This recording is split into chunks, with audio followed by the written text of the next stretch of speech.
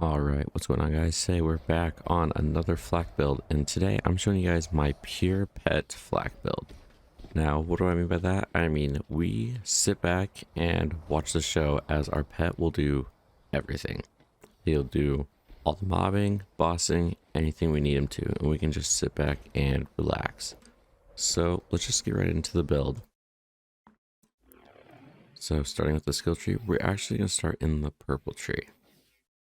So we're going to get 5 points in Gotta Go Fast, just because more damage, more pet movement speed. And 5 points in Success Eminent, because this is where a lot of our damage will be coming from.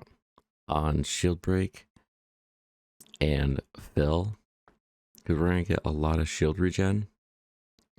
And if we can keep that shield regen up while our pet's getting attacked, going back and forth between broken and filled up and then broken again, will deal a lot of damage, and this gets Mayhem scaling.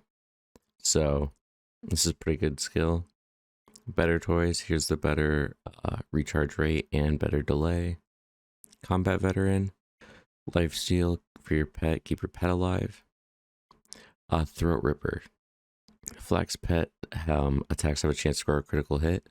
This isn't as obvious as it sounds, because not only does this count for your pet, but for all pet damage. So that includes the shield break, the success eminent, whatever shield you have equipped to it, that also gets the bonus. So take this. Flak's pet gains a copy of Flex Shield. So let's say you have a faulty star on. Every single time one of those novas go off, they have a chance to crit. That's how we're getting so much damage out with this build. Monkey Do, Flak's pet gains increased critical hit damage, 70% critical hit damage. As you can see, this is where the synergy is at. Woolly Armor, we're out of the way most of the time, so our shields are gonna be full the majority of the time. So our pet's gonna always have this ability for the most part of 75% damage reduction. Okay, Fuzzy Math. Whenever Flak or their pet scores a critical hit, a portion of Flak and their pet shields are restored. So 15% of max shields. Again, synergy with Success Eminent. Really good for survivability for you and your pet. And Capacitance, 100% shield capacity. Just better survivability for yourself every time you activate Gamma Burst. And we obviously are going to go with... Hello. Okay, here we go. The Warloader. Just because this has range and it has good damage. And your attack command, the barrage of missiles, shreds bosses. So that's why I picked this.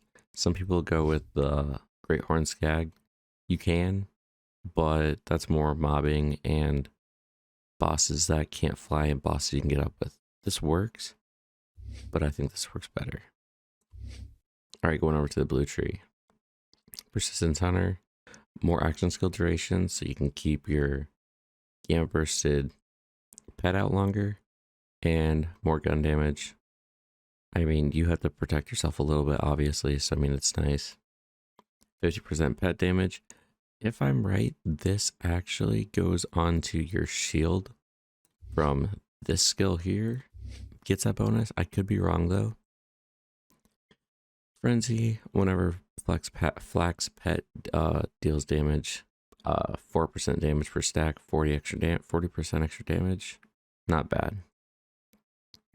Now, in my opinion, just real quick, this is the common I use, the Red Fang, because Flak's pet taunts all enemies, so they're not going to attack you, obviously. I would highly recommend getting one with +3 in this skill here. He bites. Because whenever an enemy attacks your pet, 30% of all damage that they do to the pet gets reflected back on them, and they get dealt that damage. So it really helps. Pretty much the enemy ends up killing themselves in the end from our faulty star and this bonus here. So that's kind of how this build works, is the enemies attack your pet and the pet kills them and helps them kill themselves essentially.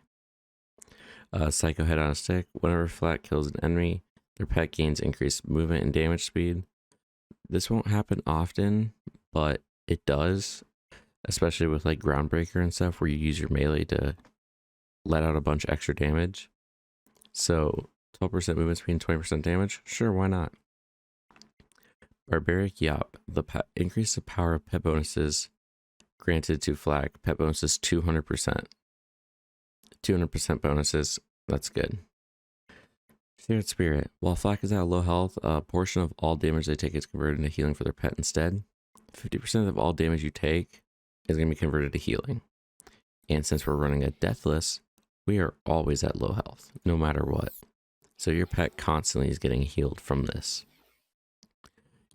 I think the only time my pet has ever gone down is when I've gone down from doing something stupid. Otherwise, there is so much survivability for you and your pet in this build, you're not likely to go down. Okay, so skipping over skipping over the orange tree, my bad. Our last 10 points go right into here, into Furious Attack, more gun damage, more pet damage, 30% pet damage, 20% gun damage, cool. We're really using that just to get down to here, eager to impress. Whenever Flat kills an enemy, cooldown, action skill cooldown time is reduced. And same for his if your pet gets a kill. So this is going to help you get back to your Gamma Burst really fast. And for the action skill, Gamma Burst with Atomic Aroma and Endurance. If you didn't know, Atomic Aroma not only does it get radiation scaling, but it also gets the critical hit chance. So that's also nice for even more damage. To be honest, weapons really don't matter. I like the Dark Army because it does a lot of damage, and I like the Anoint because I get Novas constantly going on around me, and I believe these get actions Mayhem scaling also. So a lot of the time, 1 or 2 Novas will kill an enemy, so that's also really nice. Light Show with consecutive hits. Light Show is one of the best guns in the game. Consecutive hits, a lot more damage. Okay. Hellwalker, you constantly are getting the 200% action skill active anoint, so that's good. The 2 anointments I would recommend, action skill active or consecutive hits. Or URAD. That's what the critical thug is here for. 150% bonus radiation. If you get a critical hit and it ricochets to enemies, the explosions overlap and do a lot of damage. Especially with the huge splash damage radius on it and critical hit damage increase on it, you shoot this into a crowd of enemies, they all go poof. And that's that. But since we're not running Blue Tree, you have to aim for critical hits. That's the only way this thing's going to work. Faulty Star, anytime an enemy damages your pet, they have a Nova go off around them, damaging them and damaging the enemies around them. So that's nice. And like I said, if it happens to your pet, the shield can actually score critical hits. So that's going to do a lot of damage. Doesn't really matter the grenade, just ASE, whatever percent or whatever element. Same thing with Faulty Star. I only have Cryo and Corrosive, so that's what I use. That's really all you need, to be honest. Red Fang, like I said, just make sure you have the +3 and he bites. Yep. It doesn't really matter the after or whatever you want to call them, the passives. I mean, splash damage and stuff like that probably would be good, but other than that, really doesn't matter. And the Deathless, because of all of the shield regen here. Shield regen, low health bonuses, it just makes the most sense. Mine's an icebreaker, so having cryo is helpful since you can do more damage. I have a bunch of random weapons here that I don't ever use, so it really doesn't matter, to be honest. Clairvoyance, good cryo with good damage in general. Face Puncher is the only thing I'd actually recommend here because not only do we get 115% bonus radiation, but if you need to kill something while you're downed, use this, have it proc your Groundbreaker, and one-shot an enemy, get back up. That's the only reason I have this in here. If you want to use a different comp besides the red fang, I don't know why, this is the only one I would recommend. Make sure it has the +1 in trapper, or what's it called? Capacitance. Because that boosts your shields up to 200%. And whenever flak damages an enemy, their pad has a 20% chance to automatically attack their enemy using its attack command. So it can use its barrage more often. So if you don't want to use the red fang, then use this. Just stay back farther away from the enemies than you normally would. Then this can become helpful. But other than that, I'll show you guys some footage of me running through Athena and then me taking on Wotan, since this is a decently good build up bossing. Not the best for flak, but it can. It's best for mobbing easily 100%. That's what this build is meant for. But if you want to do some easy bossing, then you can use this. But for now, that's all I got. If you guys enjoyed, make sure to hit that subscribe button, leave a like down below, and comment what character you want me to make a build for next. But other than that, I'll see you guys in the next one. Peace.